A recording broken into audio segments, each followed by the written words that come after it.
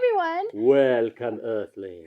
So today we're going to share with you how we are going to build our dining table. So, you guys, we're not professionals by any means, but we do try to make it work, and we usually get it done. Yeah, so if you have the right tools, please use the right tools. Which we don't. We don't. But we still make it work, so you don't need to have the right tools. I don't know if you guys remember, this is actually dining table number 2. And the first one was great and it lasted us a long time, but the cracks, I mean, it's just a pain in the butt to keep clean, so we're ready to let it go. On Craigslist. Yes. So okay, let's get started with this table. Let's do it. Okay, so originally we had planned on making our table from this raw wood that we found on Craigslist. We were actually able to put the table together, book match it and all, and it looked great. However, we had to pause the project because Christmas came a lot quicker than we expected. While it was waiting for us, we actually had it set up against the wall, and when we came back, it had warped pretty bad. So yeah, that's pretty bad. We still might mess with it in the summertime. We're going to take it and soak it in the swimming pool. Really, are we? Maybe. So we decided not to give up on this table, and we made a quick trip to Home Depot to get some wood. We ended up getting their cheapest wood. It was the construction grade Douglas fir. If you're new to my channel, I usually share all of my DIYs on my blog. I'll be adding a link in the description section if you're looking to make the same table and you need plans and links to the products that we used. Okay, we first started out by laying out our wood that would make up for the top portion of the table. And I marked where we would be making some slanted holes. Tony then marked a line across the wood, and I marked it with some numbers on the bottom so they don't get misplaced once we start securing all the pieces together. These slanted holes that we added worked to help hold all the pieces together so it's a solid piece in the end. I used a Craig jig, a block of wood on the bottom, and a clamp to make my slanted holes. Guys, this is a very crucial tip. It's, to me, if you mess this up here, you failed. Okay. But you need to offset this Craig jig a smidge away from your board. Don't flush it off like this. Keep it away. When clamping it, yeah. When clamping it. That way the screw has a nice bite to your board. Otherwise you're not holding nothing. This moves too close and then you have a very small bite and it just kind of cracks if you tighten it too hard. It just breaks. So important. Yep.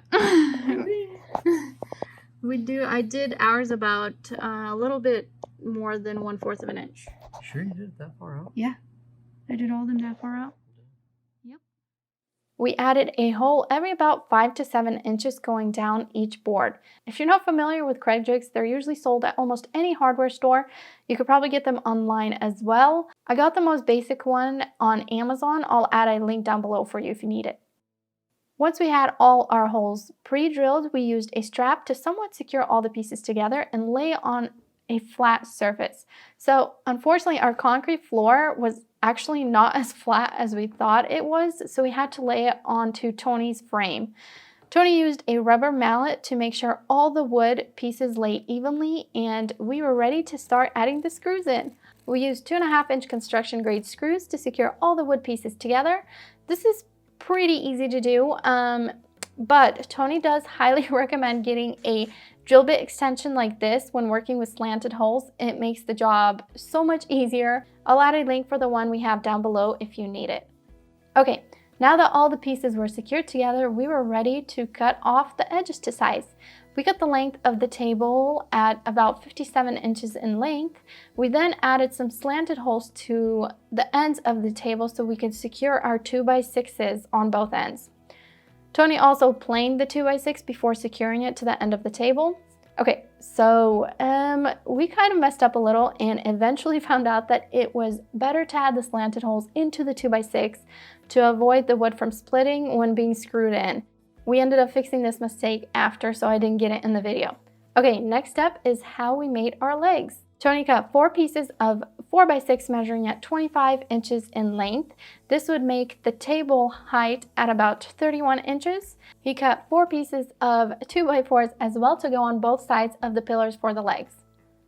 The 2x4s measured at about 34 inches in length. I then sanded down all the pieces and we were ready to assemble the legs.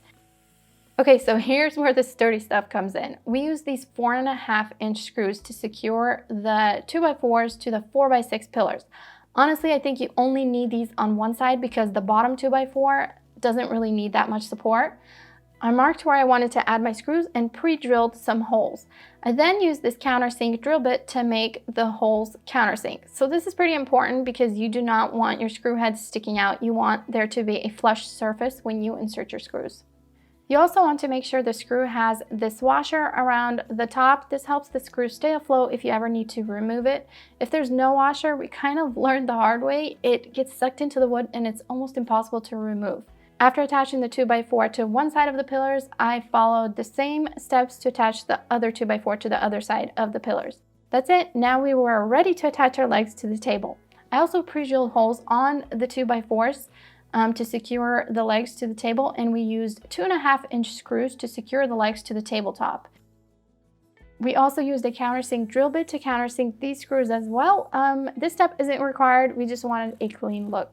So just in case you're wondering, these screws are incredibly strong. We were actually blown away by how strong they were. We first attached one side of the legs with one screw, then slid the other side into place and secured the other side of the legs before continuing to add the rest of the screws. We ended up adding a total of 8 screws to secure the legs to the tabletop, and it was solid. Like, for real, you guys, this thing would not budge.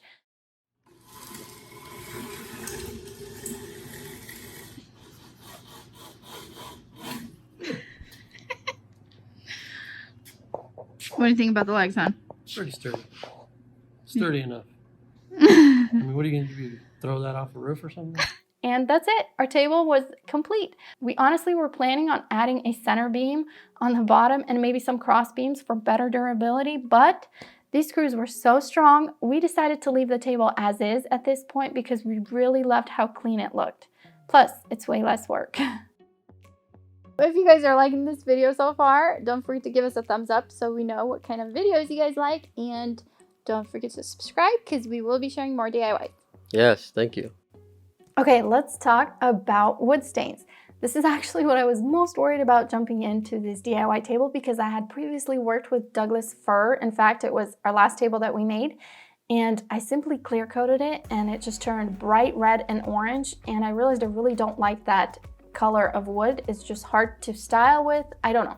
I just was really worried about this step. So I tested a ton of random wood stains and tried applying different stains on top of one another. And I actually came across a method that seemed to work best for this. In fact, it turned all the areas that looked like they were red a pretty gray color. I guess I should title this part of the video my DIY stain hack for Douglas fir. Okay, first off, we used the simple white stain and applied it over the whole table. We started applying it on the top and moved our way down. Once we were done with the legs, we immediately wiped off the stain, again, starting at the top and working our way down. You don't want the stain to dry, so you have to do it while it's wet. We used paper towels to wipe it down, and you should still have like a transparent color of white left. This should tone down all the yellows and some pinks in the wood. After letting the white stain settle in for about 2 hours, I was ready to apply this fruit wood stain. The reason I picked this stain is because it has somewhat of a greenish undertone, and once applied onto the table, it leaves all the red areas gray, which I really like. After applying it, I wiped it down almost immediately as well, making sure I didn't let it dry. And for the last step, right after I was done wiping off the fruit wood stain, I didn't let it settle in or wait or anything like that. I applied this early American stain, which is a lot darker, and I wiped it off also almost immediately. This should darken the color of your wood quite a bit and bring out all the pretty like taupey and orange hues, pretty orange hues.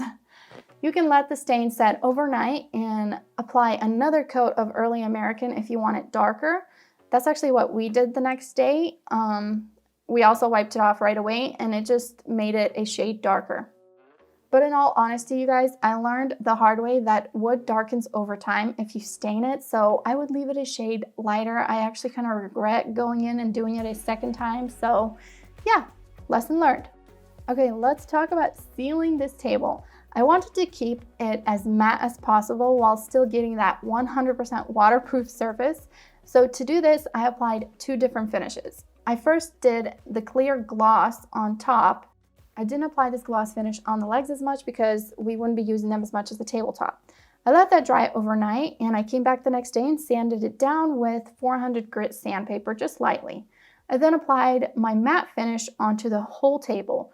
This makes the tabletop waterproof, yet giving you still that matte look. I've actually tried this before on my desk and I love it. It is so durable and it looks amazing. And that's it.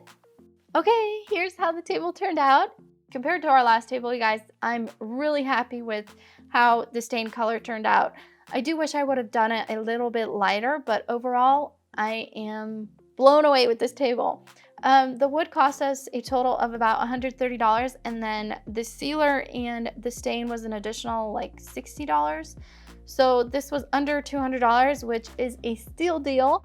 We still don't have it set up in our dining room only because we plan on hopefully making banquet style seating in our dining room, and I just don't want anything to be in the way, so we will be pulling this table out as well. I'm hoping to kind of create like a cute little nook in our dining room.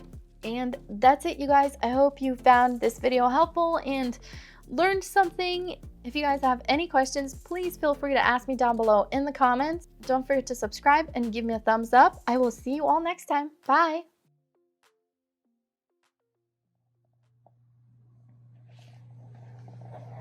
Are you proud of your work? It's good enough.